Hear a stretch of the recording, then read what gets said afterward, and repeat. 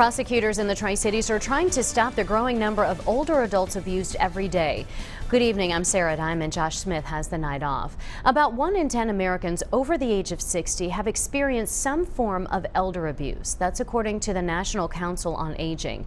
News Channel 11's Allie Hines found out before now there was not an organized system to prosecute abusers, and many of these cases fell through the cracks.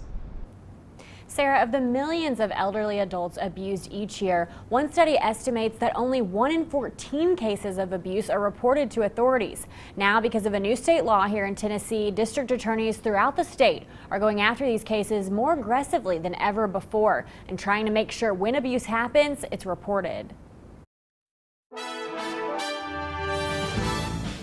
It's very sad to see these. Amy Hinkle's the chief prosecutor for vulnerable adults cases in Sullivan County. We have had cases where people have been allowed to fall out of the bed and laid for 12 hours or longer. She says though these types of cases are not in the public spotlight often, it's something she sees every day. Family members have exploited, which means financially taken advantage of these people who are left at home, no food, no medicine, sitting in their own urine and feces. Now district attorneys are working on a new initiative called VAPIT, Vulnerable Adult Protective Investigative Team, made up of law enforcement, prosecutors, and protective services, seeking justice for vulnerable adults, including the elderly and adults with disabilities. Prosecuting those cases that we find that there's criminal activity and helping and assisting, providing resources for the victims, but also educating the public and asking the public if they suspect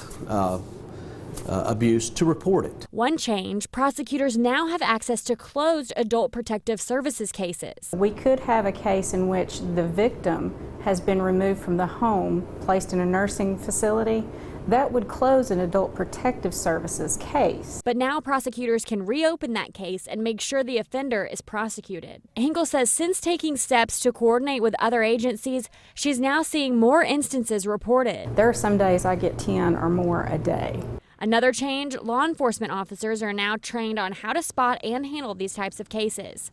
Allie Hines, News Channel 11, in your corner. The law requiring the initiative goes into effect January 1st, and this isn't the only recent change related to elder abuse. After a 2013 community watchdog investigation into the state's abuse problem, lawmakers stiffened the penalties for people guilty of elder abuse and approved the creation of a task force.